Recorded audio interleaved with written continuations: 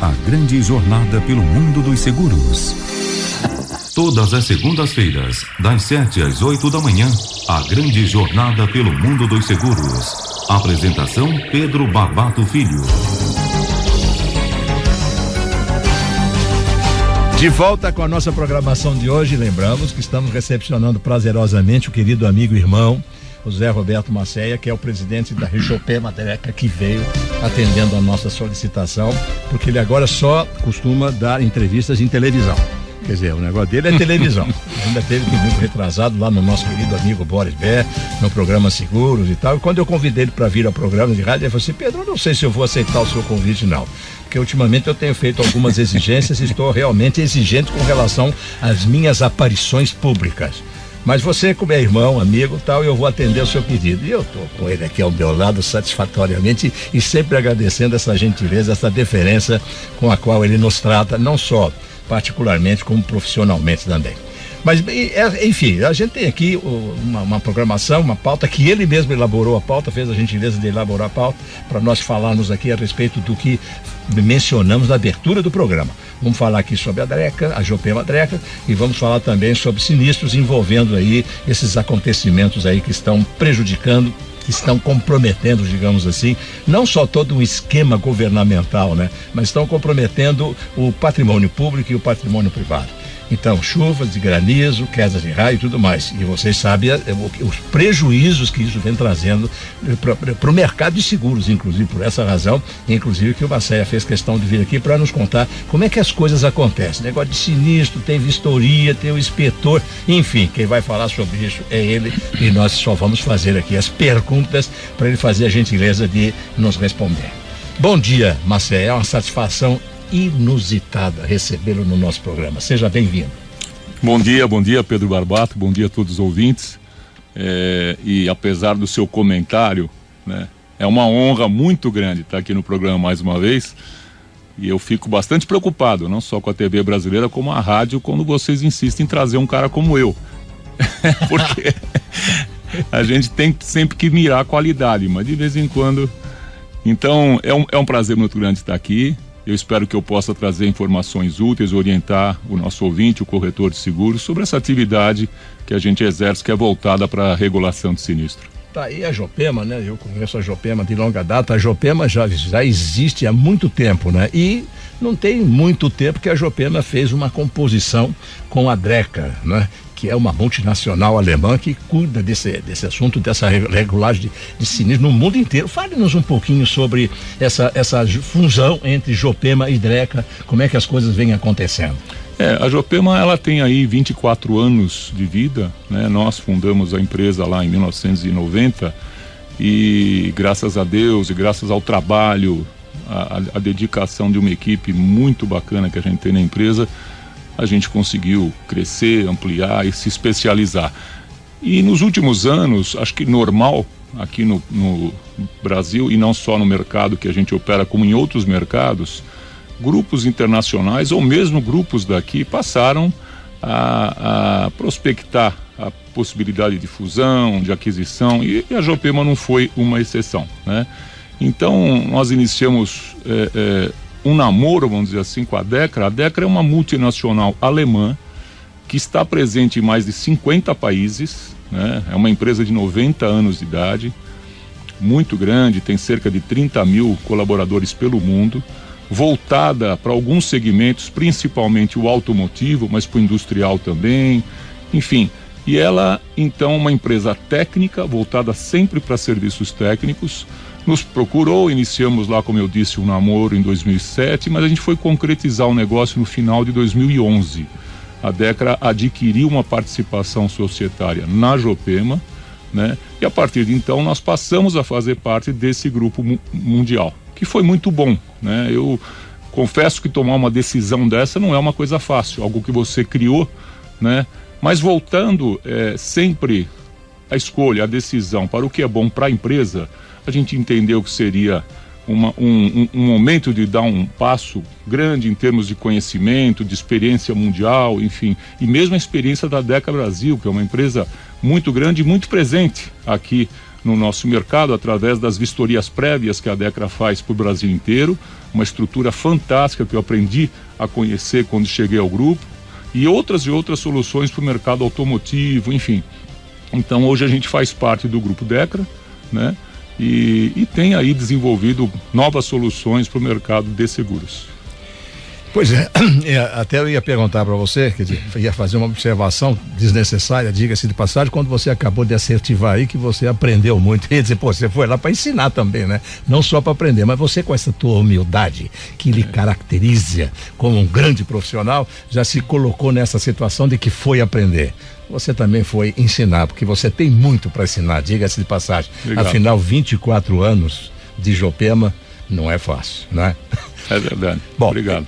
Marcéia, fale-nos um pouco sobre a estrutura, quer dizer, você já falou sobre a Jopema Dekra, mas essa estrutura que você trouxe, digamos, que veio da Alemanha e que agora está, digamos assim, desenvolvendo também um maravilhoso trabalho técnico junto à Jopema para atender o mercado de seguros. Por que o mercado de seguros? Só atende o mercado de seguros?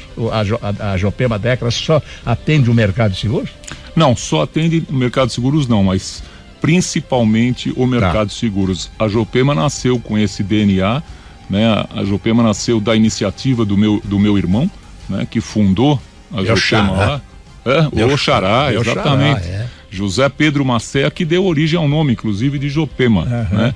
E ele veio do mercado de seguros, então a gente nasceu com esse direcionamento, mas também atendemos outros mercados, como de locação, de carros, frotas, enfim, até bancos, financeiras. Existe uma série de atividades que se utilizam dos serviços que temos, mas que foram gerados inicialmente voltados para atender o mercado de seguros, né? Então, a Jopema hoje ela está presente em todo o Brasil em algumas soluções, como sinistros residenciais, sinistros empresariais, a gente atende o Brasil inteiro. Na regulação de sinistros de automóvel, nós estamos e continuamos voltados para a região sudeste. Isso só por uma questão de estratégia. Quanto a isso que você falou em relação ao Grupo Dekra, eu te confesso que quando eu fiz o negócio, eu imaginava até, bom, agora eu vou lá para a Alemanha, na matriz da Dekra, e vai ter uma sala assim com uma prateleira lotada de soluções, né? Eu vou com um carrinho de compra e vou escolhendo o que eu vou levar para o Brasil, né? Mas não é uma coisa tão simples assim. Quer dizer, primeiro eu só fortaleci uma crença de que a cultura do seguro que nós temos aqui, ela é riquíssima, né? Quer dizer, e diferente, obviamente, de outros países. Temos a nossa própria cultura, as nossas próprias soluções e que surpreendem muitas vezes o pessoal de fora. Só para você ter uma ideia, uma das soluções que foi criada aqui no Brasil pela Dekra Brasil, né? Que é o check-in. O mercado está implantando já isso, muitas seguradoras já estão implantando. Foi uma solução criada aqui, foi um case de sucesso lá fora, né? E está sendo avaliado como uma ferramenta para outras soluções que se necessitam lá fora. Então, quer dizer, essa mão inversa hoje acontece com muita facilidade. Existe muita sabedoria, existe muita experiência no nosso mercado brasileiro para também mandar para fora e não o contrário, como a gente sempre imaginou, né? Mas no caso da Dekra não foi diferente. É claro que a gente conseguiu ideias fantásticas que devidamente climatizadas podem ser colocadas aqui. Mas, por exemplo, até brinco que eu vi uma vez, eu fui para lá e eles tinham lá um serviço de certificação de pneu de neve, né? Eu, com uma visão empreendedora monstruosa, percebi, vou levar isso daqui para o Nordeste brasileiro e mostrar como é que não se vende nada para ninguém, né? Porque, pô, certificação de pneu de neve. Mas, enfim, são muitas soluções e principalmente a troca de experiências, né? Uma empresa que opera em mais de 50 países, vive todo tipo de cultura, vive todo tipo de adversidade, de formas de se atuar. Então, isso é muito rico. Eu estou indo para lá agora, inclusive, esse mês, né? Que é sempre muito bom estar reunido com essa equipe que viaja o mundo para conhecer um pouquinho do que está acontecendo lá fora. Mas, repito, a cultura aqui no mercado de seguros brasileiro é muito rica. Marcéia, pesquisas realizadas pelos órgãos competentes nos dão conta de que boa parte dos acidentes automobilísticos são provocados por veículos em deploráveis condições de conservação. Na sua ótica, os resultados dessas pesquisas estão dentro da realidade? Eu acredito que sim, Pedro. Obviamente que eu endosso como um leigo até, porque essas pesquisas envolvem uma série de profissionais dessa área, mas eu acredito que sim, porque como a gente não tem ainda uma legislação voltada aqui de uma forma séria para inspecionar um veículo no quesito segurança, né? Eu tenho certeza que grande parte, ou como disse a pesquisa que você citou, a maior parte dos acidentes são causadas por isso, porque realmente colisão de veículos, né, entre veículos, ela é causada por condições do próprio veículo, né, de estabilidade, de frenagem, condições do piso, por isso que até com a incidência de chuvas que agora acontece, a gente tem um aumento, até porque o piso fica mais escorregadio, então é prudente sempre se andar mais devagar quando estiver chovendo, mas as condições dos veículos é algo que um dia que a gente for tratar com seriedade nesse país, eu tenho a impressão que uma fatia muito grande da frota brasileira seria desativada se a gente fosse permitir que somente os veículos em boas condições técnicas pudessem rodar. Né? Enquanto isso não acontece, a gente então enfrenta essa situação de acidentes. E o fato a lamentar, ou melhor, uma comunicação a lamentar, e a gente sempre bate nessa tecla, é que de 30%, nem 30% dos veículos circulantes da frota de veículos circulantes nesse país possuem seguros.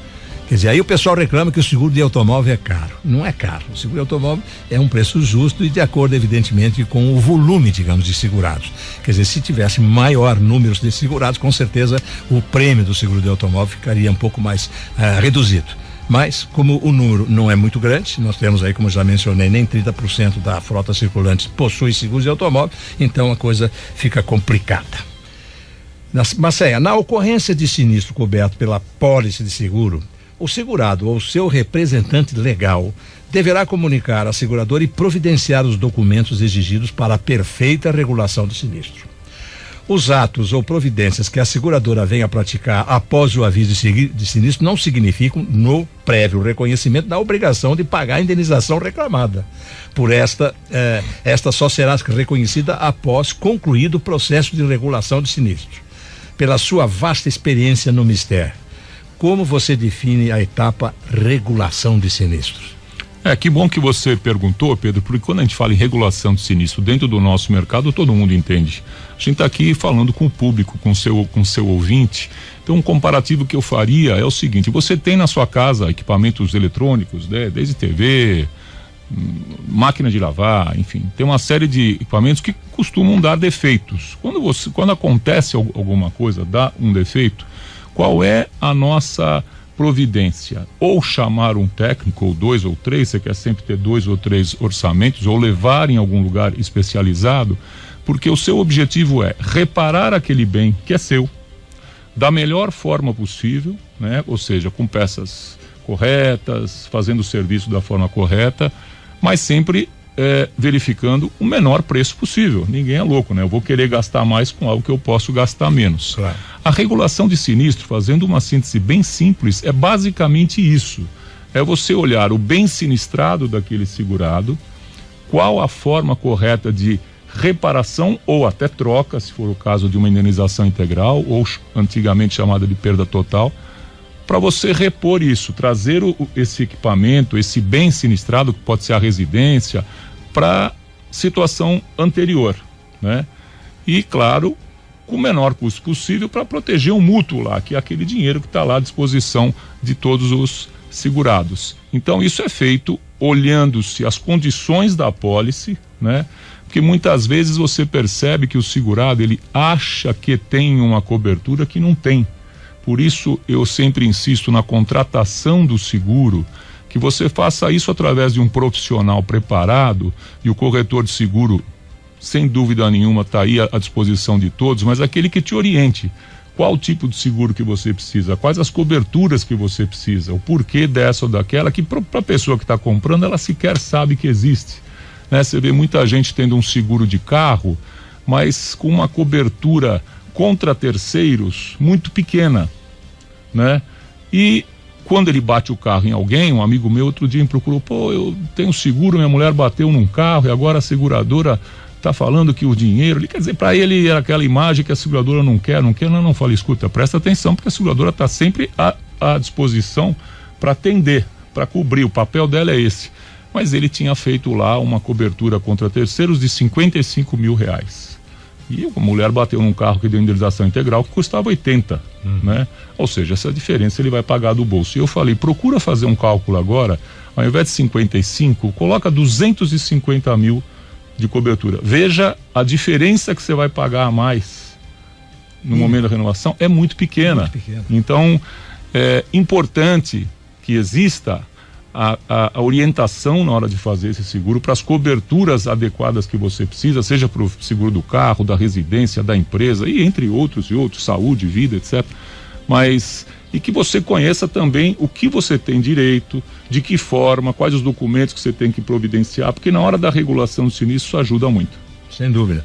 E como você bem mencionou, seguro só com o corretor de seguros. Não tenha dúvida alguma. Porque o seguro nesse país funciona, desde que contratado adequadamente, conforme o Macéia acabou de explicar para vocês. E para vocês terem uma ideia exata de como funciona o seguro, condições da pólice e tudo mais, você tem que falar com o corretor de seguros.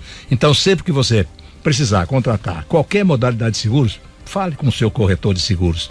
E você fez aí essa observação, o que nós costumamos fazer aqui também, Macéia, sobre o seguro de responsabilidade civil. Quer dizer, as pessoas contratam o seguro por valores pequenos, imaginando que se contratarem por valores maiores vai custar um absurdo e ele não vai ter condições de fazer o seguro. E não é nada disso. Exato. A diferença é mínima, de 50 para 250, principalmente no caso de danos pessoais, porque quando se trata de, digamos assim, de danos materiais, você tem noção. Quer dizer, quanto custa o carro mais caro, por exemplo, produzido aqui? Quanto custa o carro desse? R$120 mil. Então você pode contratar um seguro por 150, digamos assim, de responsabilidade civil para danos materiais. Agora, danos físicos, meu caro, é diferente. Que tamanho vai virar isso? Exatamente. Você não sabe, por exemplo, o tempo de vida útil da pessoa que você causou um dano físico. Você não sabe o tipo, digamos assim, de atividade que essa pessoa tem, o que ela recebe, qual é a arrecadação dela, qual é o soldo dela, digamos assim, mensal. Tudo isso vai ser colocado, digamos assim, em julgamento, vai ser calculado. Então você não tem a menor ideia do quanto vai te custar, digamos, uma indenização, no caso de você não ter, digamos assim, uma indenização contratada, uma indenização adequada, o quanto você vai ter que pôr do teu bolso para poder pagar, digamos assim, uma indenização no caso de um dano físico. Eu sempre menciono aqui que eu tenho um grande amigo, advogado, por sinal, que ele tinha um seguro alto para danos físicos. De repente ele falou, Pedro, vamos cancelar isso. Eu nunca tinha seguro, 10 anos comigo. Nunca aconteceu nada, pô. Eu falei, mas é tão barato, cara, deixa. Não sei o quê. Bom, moral da história, cancelou. Acabou atropelando uma universitária de 23 anos. Moral da história, teve que vender o apartamento dele, teve que vender o sobrado que ele tinha para poder, digamos assim, pagar a diferença que o seguro pagou de acordo com a contratação que foi feita. Bom, esclareça aos ouvintes e aos internautas que estão nos acompanhando o que o segurado deve fazer na ocorrência de um sinistro e qual é a importância de uma boa atuação do regulador de sinistro.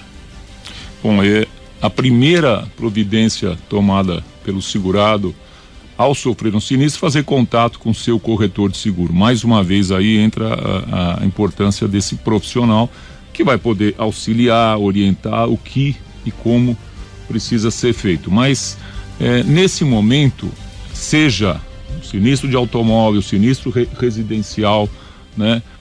Feito esse contato com o corretor de seguro, feito também com a seguradora o aviso de sinistro, que hoje existem formas muito práticas para isso, que é basicamente contar o que aconteceu, né?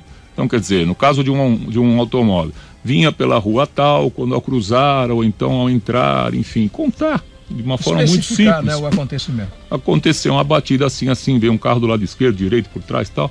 E no caso de um sinistro residencial também o que aconteceu. A partir daí existe basicamente uma juntada de documentos, também muito simples. Hoje eu estou aqui sempre comparando com o passado recente, né? Esse procedimento antigamente talvez fosse um pouco mais trabalhoso, mas hoje as seguradoras já simplificaram demais isso. Então é uma juntada de documentos para ir para a etapa de regulação do sinistro. Aí entramos nós, No caso do automóvel, ele vai receber a visita de um inspetor, de um especialista técnico, para olhar o veículo, os danos que ele possui, para determinar ali, em conjunto com a oficina que vai reparar, né, quais são as peças a serem trocadas, quais são as peças a serem reparadas, qual a quantidade de horas envolvidas para isso e, obviamente, o custo de tudo isso, para que o carro volte à condição anterior, né, em estado de segurança, enfim, tudo isso. No caso residencial também, quais são os itens que foram danificados, se a própria residência, no caso de um furto, de um roubo, os bens que foram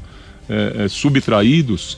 Então a reposição disso, o reparo disso, tudo isso hoje é coberto por apólice de seguro. A apólice residencial, por exemplo, hoje existe uma série de coberturas que as pessoas sequer imaginam, muitas vezes, que possuem, ou sequer imaginam que poderiam sofrer um tipo de sinistro desse. Perfeito. Né? Então, por exemplo, o que mais acontece numa residência? Dano elétrico. Né? O fornecimento de energia nesse país, e aí aqui em São Paulo, o estado a gente vê, ele oscila muito. Tem picos de energia e isso dá um pico maior, você queima equipamentos dentro de casa. O dano elétrico é responsável por 50% dos sinistros que ocorrem nas residências. Né? E aí você tem vendaval, destelhamento, quebra de vidro, furto, roubo, uma série de outros itens. Tudo isso precisa ser contratado, quer dizer... Tudo isso tem que fazer parte da sua apólice. No seguro de incêndio tem as coberturas básicas, né? Sim. No seguro de incêndio é explosão. Agora, tem as coberturas complementares. Perfeito. Que precisam ser contratadas para que o segurado possa usufruir, digamos assim, dos benefícios dessas coberturas. E quem é a pessoa indicada para informar o proponente de um seguro? O corretor de seguros. Olha, aqui é bom você contratar o seguro de danos elétricos, é bom você contratar o seguro de responsabilidade civil familiar, Perfeito. que hoje está muito em voga. Enfim, eu acho que todas essas aí, desculpe estar te cortando, mas Não, só para complementar, que realmente o que você acabou de nos dizer procede. E sempre, vamos repetir aqui, sempre ressalvando, o corretor de seguros tem um papel fundamental nesse processo de contratação dos seguros até a eventualidade de um sinistro, não é isso? É verdade, mas é aquilo que você falava, realmente, Pedro, eu comentei com você agora há pouco, talvez mais frustrante do que você perceber, puxa, tive um sinistro e não tinha feito o seguro. Isso é muito frustrante, é muito triste. Talvez pior ainda é você ter um sinistro, tendo seguro e se dar conta que contratou errado. Abriu mão de opções que lhe foram oferecidas, porque isso não vai acontecer comigo, isso não vai acontecer comigo, e aí aparece o tal do Murphy, né? Da lei de Murphy, que mostra que pode acontecer com você também. Então, por favor, esteja protegido. Então você está coberto de razão. Agora, uma pergunta, Macéia, a população está vivenciando um período de tempestades e quedas de raios, granizos e vendaval que estão ceifando vidas e causando enormes prejuízos materiais à população.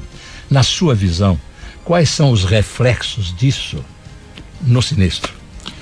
São bastante grandes, Pedro. Nessa época que a gente tem historicamente na Jopema um aumento brutal da quantidade de serviços, né?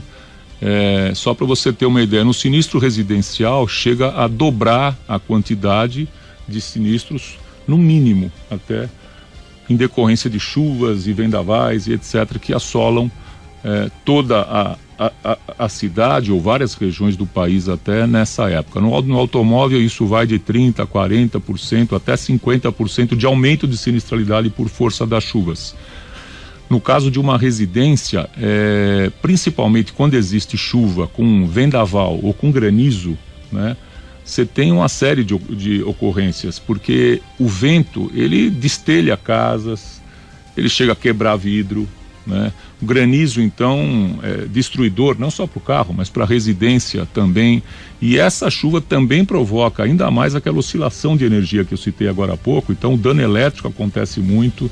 Então é grande, tanto que para você ter uma ideia, dentro da Jopema, historicamente, ninguém tira férias na época que todo mundo tira férias, né? Porque justamente nessa época que ocorre essa situação de tempestades e tudo mais. A gente puxa agora de uma maneira, a gente, por exemplo, não existe férias coletivas na Jopema, não é uma fábrica, a gente está a postos somente em dezembro, janeiro, fevereiro, porque é a época de chuvas e a gente tem muita sinistralidade para ser atendida. Então o crescimento é muito grande. No caso de um automóvel, o que acontece mais é colisão, porque as pistas ficam mais escorregadias, os carros batem mais, mas também existe o tal do calço hidráulico. Mas o que esse cara vem falar de um termo que eu não conheço aqui? O calço hidráulico nada mais é que quando você enfrenta um alagamento com seu carro, né, o carro ele se movimenta de uma mistura lá no motor de explosão de ar com gasolina. Esse ar ele é sugado da parte de fora, né, para poder misturar com a gasolina e fazer o motor funcionar. Quando você entra na água, você puxa, ao invés de ar, puxa água, e essa mistura de água com gasolina trava o motor e entorta tudo. É o calço hidráulico. Então, é importante, só é claro, muitas vezes o ouvinte, o segurado, ele está numa via aqui em São Paulo, parado no trânsito, começa a encher água e não tem o que fazer. Ele tem que se salvar só, né? E que bom que ele tem um seguro que vai repor o veículo. Agora, se você tem um alagamento pela frente, jamais em frente. Não, eu acho que dá para passar, sabe aquela conversa de antes? Até porque, se for caracterizado que você enfrentou um alagamento, talvez você não tenha cobertura você aumentou o risco, né? Então, o crescimento de sinistralidade é muito grande e a gente tem bastante ocorrência nessa época, muito triste até, não só perda de patrimônio, como você falou, perda de vida também. Macéia, e qual é a forma de apuração dos prejuízos e qual o critério adotado pela seguradora para a reposição dos bens destruídos ou danificados? Bom, Pedro, sempre é, como eu disse, voltar o bem na forma anterior, né? Então, se você está falando de um veículo, se você tem um veículo, por exemplo, nós estamos em 2015, é um veículo 2012, né?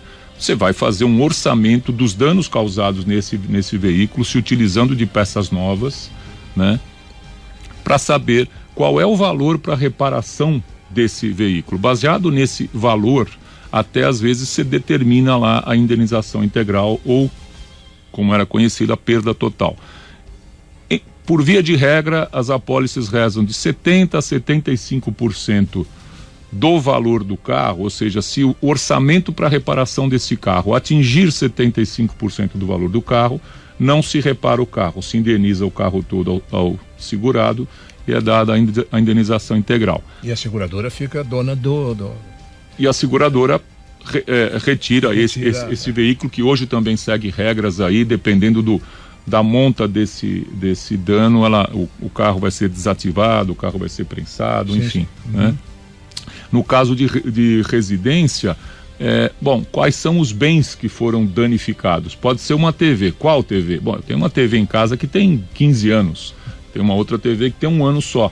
Então vai depender realmente do bem que a gente está falando, para uma cotação mais atual, né? De todos os bens que foram danificados, se houve queda de muro, queda de parede, existe a reconstrução, existem tabelas, a tabela PIN que rege isso, mas enfim, é sempre o custo de reparação e o custo de reposição, como se o próprio segurado fosse fazer isso do próprio bolso. Diferença, ele não vai pagar nada, ele tem o seguro por trás que vai garantir todo o retorno desse patrimônio, né? Precisa tomar muito cuidado com relação à queda de raio, né?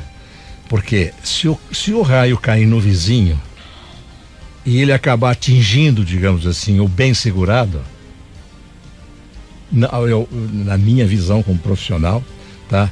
Eu acho que não tem cobertura. Não tem. O raio precisa cair exatamente aonde o bem, quer dizer, onde a residência estiver, digamos assim, construída, porque ali é que foi contratado o seguro. Foi naquele local, naquela construção que foi contratado o seguro. Portanto, precisa tomar muito cuidado com esse tipo de informação. Diz, não, caiu um raio no vizinho e atingiu a minha casa e eu não tenho cobertura. Isso aqui é o... Pois é bom que você cite isso, porque senão a gente vai acabar imaginando aqui que o ouvinte vai falar, puxa, então a partir de agora eu vou torcer para quando o raio cair, ele cair na minha casa, né? Aí nós vamos ter um bando de louco rezando de forma errada. Mas é importante esclarecer, existem, como você disse, as coberturas acessórias de uma apólice, as várias coberturas. A queda de raio, ela é caracterizada quando é no imóvel segurado. Então o raio cai de alguma forma, acerta algum ponto ali e faz uma destruição física. Quando ele cai, por exemplo, no poste ou na rede elétrica ou em algum lugar próximo, o que ele provoca? Aquela oscilação, aquele pico de energia. O dano que vai ser causado no vizinho provavelmente é um dano elétrico, vai queimar equipamento. Tem cobertura também. Então, quer dizer, ele não vai receber a cobertura dos danos deles pelo item queda de raio. mas ele vai ser provavelmente atendido como danos elétricos, né? Exatamente. Mas para se entender, para ter cobertura de queda de raio, o raio tem que ter caído no seu imóvel. Quando a gente fala de São Paulo aqui, essa incidência na área urbana, essa incidência é menor. A gente tem uma quantidade grande de imóveis. Você pega aqui na região da Paulista, tem para-raio em todo lado, dificilmente um raio vai atingir o imóvel, mas em regiões mais abertas isso é muito comum, né?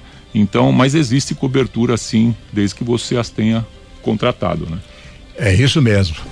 É sabido que o corretor de seguros tem função fundamental na contratação de seguros e na regulação do sinistro. Como você avalia a participação desse profissional no processo de regulação de sinistro? Não, é muito bem-vinda, como eu disse, Pedro, porque para você lidar, e isso acontece também com a gente, é a nossa especialidade, mas para você lidar direto com o segurado, é claro que muitas vezes você está pegando alguém que pela primeira vez na vida está usando o seguro, né? E obviamente não conhece, tem uma série de expectativas, é alguém que está, e é compreensível, afetado emocionalmente, né? Você tem um sinistro de carro, um sinistro na sua residência, isso afeta. Então, enfim, quando você trata o sinistro com a participação do corretor de sinistro, tudo fica muito mais fácil. É um profissional que já conhece todas as tratativas, conhece os documentos e a necessidade deles, entende a necessidade deles. Então, para nós, agiliza muito. E o nosso objetivo diário, o nosso foco diário é resolver, né, esse sinistro, finalizar esse sinistro com o prazo mais rápido possível, oferecendo a qualidade esperada, né? Então eu sempre cito que você pode fazer uma vistoria de sinistro, eu fiz meia hora depois que foi solicitada, puxa, que atendimento rápido, mas foi horrorosa a vistoria, fez toda errada, não adianta nada. Eu demorei 10 dias para fazer e fiz uma excelente vistoria, também não adianta nada. A gente tem que encontrar sempre o equilíbrio entre o prazo e a qualidade. Então, quando você tem a participação do corretor de seguros, que rapidamente te consegue as informações que você precisa, né? Tudo isso para nós fica mais fácil. A gente consegue mais rápido, quando necessário, ao local do sinistro, e depois a tratativa interna, porque o sinistro ele é composto de atividades externas. Quando você vai lá na oficina olhar o veículo, ou vai na residência ou no condomínio que sofreu o sinistro, existe essa juntada de documentos e vem para dentro da Jopema, e ali se faz o trabalho de análise e liquidação desse sinistro, para finalizar e enviar para a seguradora que ela efetua aí a indenização. Todo esse processo fica mais rápido quando a gente tem uma boa assessoria do corretor de seguros. Diante da possibilidade de um processo de sinistro sofrer um atraso para ser resolvido, que recomendação você faria para isso ser evitado? É basicamente o que a gente conversou agora. De maneira geral, quando algo atrasa, é porque algo que deveria ter sido feito durante o processo, que é composto de etapas, é uma linha de montagem, deixou de ser feita, ficou incompleto. Uma coisa muito comum no sinistro residencial é assim: a gente solicita meia dúzia de documentos necessários e a gente recebe 4, recebe 5. E na cabeça de quem envia não, mas ele já tem 4 ou 5, eles vão tocando, depois eu mando o 6º. Só que não é assim. Enquanto não chegam todos os documentos, o processo fica parado. O analista, ele só pode pegar aquele processo quando ele tiver completo. Aí ele pode fazer a análise do começo ao fim e encerra. Não tem como ele começar, parar e esperar um documento chegar depois. Então, o que atrasa, de maneira geral, é a não recepção, por nossa parte, dos documentos necessários para tocar aquele sinistro. Quer dizer, então, não pode ficar nessa expectativa de manda um documento. Não, agora já começou a análise do processo. Não, o processo ele será examinado no momento que completarem, digamos assim, a documentação integral, para que a Jopema, no caso, possa fazer uma avaliação, possa fazer um estudo e, evidentemente, estudar a possibilidade do pagamento dentro das condições da pólice. Perfeitamente. Tanto que, se eu vou dizer, nós criamos lá uma solução de tecnologia para isso, que os sinistros que a gente atende dos nossos clientes, das seguradoras que são clientes da Jopema, nós criamos uma ferramenta que o segurado, ele recebe da Jopema um link, um e-mail com um link, ele clica ali, abre uma tela, ele pode digitalizar esses documentos na casa dele, no escritório dele, e incluir na tela, como se estivesse colocando foto em Facebook, né, que muita gente já sabe fazer isso, é muito comum. No momento que ele colocou ali, já estão entregues os documentos, ou seja, não precisa enviar por correio, entregar numa sucursal, nada. Ele digitaliza, põe naquela tela, caiu dentro do sistema da Jopema, está entregue o documento.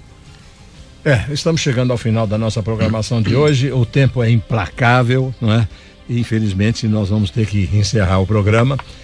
Agradecendo a sua presença, Macéia. Mas antes nós gostaríamos só de mandar abraços para o Dr. Robert Bittar, que é o presidente da Escola Nacional de Seguros, Dr. Renato Campos, que é o diretor da escola, Maria Helena Monteiro, enfim, toda aquela gente simpática da diretoria da Escola Nacional de Seguros, Marco Antônio Rossi, presidente da Bradesco Seguros, Fábio Luchetti, presidente da Porto Seguros, Marco Antônio Ferreira, presidente da Mafre, Francisco Caiobi Vidigal Filho, presidente da Iassuda Marítima Seguros, e, claro, o Alexandre Camilo, que é o presidente do Sindicato dos Corretores de Seguros do Estado de São Paulo, de Seu Tigres, que é o diretor comercial da Mafre Seguros. Um abraço carinhoso para todos vocês e um abraço também para todos os amigos da imprensa especializada do setor de seguros, que sempre estão presentes, colaborando nos eventos, em todos os eventos promovidos, não só pelo mercado de seguros, mas também pelas entidades do mercado de seguros. E falando em abraços, nós não poderíamos deixar de mandar o nosso abraço para a Kika, a sua esposa, e um beijo no coração da Manuela. Que você me mandou a foto na semana passada, fiquei abismado, eu e a Ana Maria, quando vimos que a Manuela tá grande, cara, vai começar a dar problema para vocês logo, porque além de grande, ela tá muito bonita e tá muito simpática. O microfone para suas despedidas, Marcelo. Obrigado, Pedro, obrigado pelo carinho com a família, como sempre, você é uma figura, acima de tudo, excepcional. Eu sou grato pelo teu convite, mais uma vez, é um prazer muito grande estar aqui, é uma experiência sempre bacana demais, participar dessa mídia, de rádio, desse bate-papo. Eu sou grato a vocês, eu diria só o seguinte, se eu posso registrar, para você que tem seu patrimônio, seja ele o carro, a casa, a vida, a saúde, sua família, use o seguro para te proteger. Não importa se você vai usar. Ninguém quer usar seguro de vida, mas é importante que você tenha. Cuide bem daquilo que você tanto lutou e tanto se esforçou para conseguir. Obrigado, Pedro. Um abraço muito grande para você e ótimo ano. E fica compromissado aqui, você vira o programa mais vezes. Você ficou muito tempo sem vir ao programa. Você precisa virar o programa aqui, pelo menos cada uma vez por trimestre, você precisa nos dar o ar da sua visita. O cachê continua mesmo? Não, houve um aumento do cachê. Então pode contar comigo. Nós aumentamos 50%. Pode contar comigo. Pode contar com você. Estarei aí. Obrigado, André. Nós voltaremos na próxima segunda-feira, se Deus quiser. Até lá.